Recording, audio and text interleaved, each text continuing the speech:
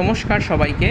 আজকে আমি বলবো যে ইন্ডিয়ান হিস্ট্রি কৃষ্ণা রেড্ডির বইটা আমি কেন এমসিকিউ প্র্যাকটিস করার জন্য সাজেস্ট করেছি। বইটা সবাই জানেন যে এটা ম্যাকগ্রাও-হিল পাবলিকেশন থেকে প্রকাশ হয় এবং বইটা খুবই একটা ইম্পর্টেন্ট বই এবং অ্যাভেলেবেল, বইটা মার্কেটে অ্যাভেলেবেল। ঠিক আছে, এখানে টোটাল 3টে পার্ট আছে, বইটাতে ভাগ করা হয়েছে: ancient India, medieval India and modern India. Ancient ইন্ডিয়াতে চ্যাপ্টার আছে টোটাল 8খানা, মিডিয়েভাল ইন্ডিয়াতে আছে 5টা, আর বাকি মডার্ন ইন্ডিয়াতে আছে। তো টোটাল 21টা চ্যাপ্টার এই বইটা কভার করছে। তো এই বইটার যেরকম থিওরি পার্ট চ্যাপ্টারে দেওয়া আছে, যে চ্যাপ্টারের ওয়েটের যেরকম, কোনোটা যদি বড় চ্যাপ্টার হয় সেখানে মোটামুটি 50-60 পেজ করে থিওরি আছে, দেন এমসিকিউ। আর কোনোটা যদি ছোটো চ্যাপ্টার হয় তখন সেখানে 20-25 পেজ মতো থিওরি আছে, দেন তারপর এমসিকিউ। বইটার টোটাল পেজ প্রায় 1200। ঠিক আছে, তো এই বইটা আমি কেন প্র্যাকটিস করার জন্য বলছি, কারণ অন্য বইয়ের মতো এই বইটাতে কোনো এমসিকিউ রিপিট নয়। ঠিক আছে, বইটাতে কোনো এমসিকিউ রিপিট নয়, হয়তো কিছু ভুল ভ্রান্তি আছে, বাট সেগুলো যার টেক্সট বুক পড়া আছে এবং কনসেপ্ট ক্লিয়ার আছে তার অসুবিধা হওয়ার কথা নয়। এবং ভেতরে যে থিওরি পার্ট আছে বইটার মধ্যে, সেটাও যদি কারোর পড়া থাকে তখনও সে এমসিকিউ করতে অসুবিধে হবে না। ঠিক আছে, বইটাতে কিন্তু প্রচুর চার্ট এবং ম্যাপ দেওয়া আছে যেগুলো খুবই ইম্পর্ট্যান্ট। আমি যেরকম একটা চ্যাপ্টারের এক্সাম্পল দিয়ে দেখাচ্ছি, যেরকম রেজিস্ট্যান্স টু ব্রিটিশ রুল। চ্যাপ্টারটা বুঝতেই পারছেন যে এখানে সমস্ত বিদ্রোহগুলো আছে। ঠিক আছে, মোটামুটি এটা একটা খুব বড় চ্যাপ্টার। এরকম বিদ্রোহগুলো সব চার্টের আকারে দেওয়া আছে, কিছু ফিগার্স দেওয়া আছে, এরকম টেবিল করে দেওয়া আছে।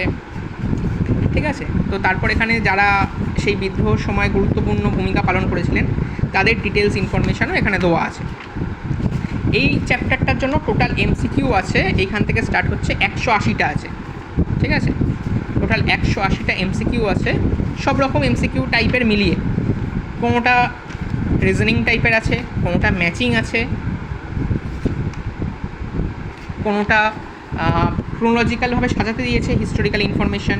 ঠিক আছে, তো এই বইটা আমি কেন বলছি এমসিকিউ প্র্যাকটিস করার জন্য, কারণ এখানে যে ম্যাচিং এমসিকিউগুলো আছে সেটা একটা যদি করা হয় তাহলে সেটা কিন্তু প্রায় 4টে এমসিকিউর সমান। ঠিক আছে, যেমন এখানে যে ম্যাচ করতে দিয়েছে এই পার্টের সাথে এই পার্টের, তো আমি যখন ম্যাচিংটা করছি এখানে আমার 4টে এমসিকিউ কভার হয়ে যাচ্ছে। এরকম যদি একটা চ্যাপ্টারে মোটামুটি 10টা থেকে 15টা ম্যাচিং থাকে তাহলে সেটা কিন্তু আরও 40-60টা এমসিকিউ মতো বাড়িয়ে দিচ্ছে আমাদের। তো সেটা 180 নয়, সেটা মোটামুটি 250 এমসিকিউ এর সমান হয়ে যাচ্ছে চ্যাপ্টারটা। এবং এরকম ম্যাচিং প্রত্যেক চ্যাপ্টারেই দিয়েছে বইটা। তো এই বইটা সেই জন্যই আমি সাজেস্ট করি। এবং বইটা শুধুমাত্র যে প্র্যাকটিসের জন্য ভালো সেটা নয়, বইটার থিওরি পোর্শনও খুব একটা খারাপ নয়। তবে এই বইটা থেকে যদি থিওরি করা হয় তাহলে আরও কিছু বই অবশ্যই লাগবে, বিশেষত মডার্ন ইন্ডিয়ার জন্য, কারণ মডার্ন ইন্ডিয়াতে থিওরি পার্টটা আমার ভালো লাগেনি, কিন্তু এমসিকিউ করার জন্য পারফেক্ট বইটা। আর সব কিছু ইংলিশ ভার্সানে আছে, তো আমাদের সমস্ত যা টার্মিনোলজিসগুলো লাগে ইংলিশে পড়ার জন্য সেগুলো সবকটাই আমাদের ব্রেনে থেকে যাবে। সেটার জন্যই আমি এই বইটা সাজেস্ট করছি। তো এই বইটার ওপর যদি আরও কারোর কিছু কোয়ারিজ থাকে তো অবশ্যই আমাকে জানাবেন, আমি ক্লিয়ার করার চেষ্টা করব। তবে আমার মতে এরকম একটা থুবুস সাইজের কিতাব সবার রেখে দেওয়া উচিত। Thank you.